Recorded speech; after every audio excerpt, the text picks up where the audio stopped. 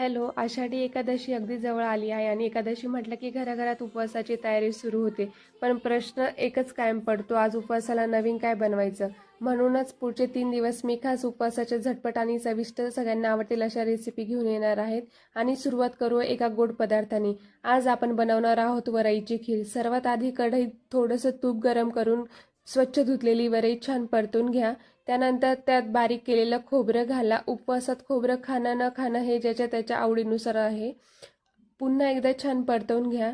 आता त्यात आवडीप्रमाणे ड्रायफ्रुट्स घाला आणि नंतर दूध घालून सतत हलवून शिजवून घ्या. 1-2 उकळे आल्या की मस्त घट्ट आणि स्वादिष्ट खीर तयार होते.